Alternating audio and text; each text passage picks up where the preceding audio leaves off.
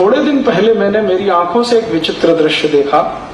कलकत्ता में मैं एक बार गया था थोड़े दिन पहले, तो वहां एक कसाई खाना है मोरी ग्राम, वहां 11,000 गाय रोज कटती है, मोरी ग्राम। और इस कत्ल खाने की विशेषता यह है कि यह 1757 से चल रहा है। 1757 में इस कत्ल खाने को शुरू किया था रॉबर्ट क्लाइव ने, जब उसकी सरकार बन गई थी कलकत्ता में। आपको मालूम है प्लासी का युद्ध हुआ, ईस्ट इंडिया कंपनी की सरकार बनी, रॉबर्ट क्लाइव प्रधानमंत्री बन गया कलकत्ता का, और ये सब घटना 1757 की है। तो प्रधानमंत्री बनते ही उसने कत्ल खाना जो खोला वो यही था मोरी ग्राम। और रॉबर्ट क्लाइव के जमाने में उसमें 300 गाय रोज कटती थी, आज उसमें 11,000 गाय रोज कटती है। मांस ऐसे ही एक्सपोर्ट होता है, तरीका वही है काटने का जो मैंने थोड़ी देर पहले बताया, लेकिन जो खून निकलता है उसको कुछ लोग खरीद के ले जाते हैं। मैंने देखा कि वो सब चाय के व्यापारी। तो पूछा भैया तुम क्या कर रहे हो? कहते यार क्या बताएं, इसकी जरूरत पड़ती है। क्या जरूरत पड़ती है?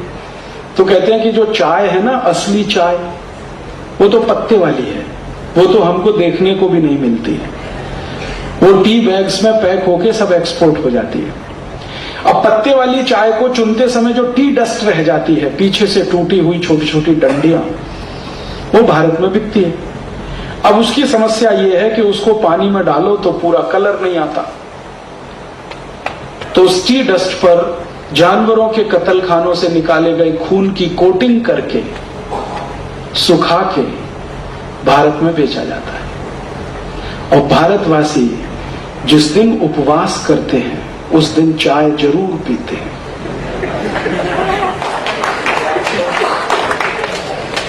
और शाकाहारी लोगों का एक ही पेय बचा है, वो अब चाय है। शाकाहारी संपूर्ण 100% वेजिटेरियन वही चाय पीते हैं।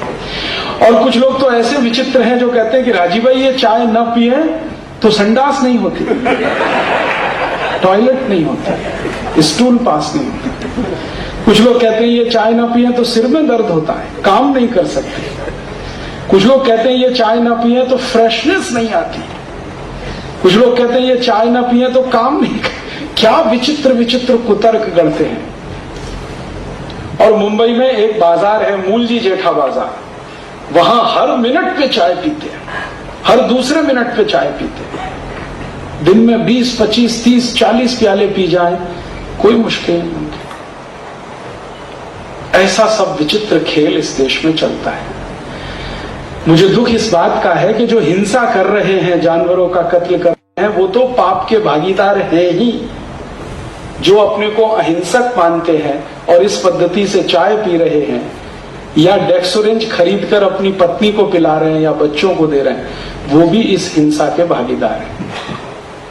और भारतीय शास्त्रों में लिखा गया है कि हिंसा करने का जितना पाप प्रत्यक्ष हिंसक को होता है, माने जो हिंसा कर रहा है उसको जितना पाप होता है, हिंसा की मदद करने वाले को भी उतना ही पाप होता है। ये सब खेल चल रहा है इस देश में। मुझे दुख एक ही है कि अहिंसा प्रधान भारत देश में भयंकर हिंसा हो रही है और कुतर्क उसके बड़े विचित्र विचित्र हैं। जानवरों की संख्या बढ़ जाएगी तो कहां रखेंगे, उनके भोजन की क्या व्यवस्था करेंगे, इसलिए काट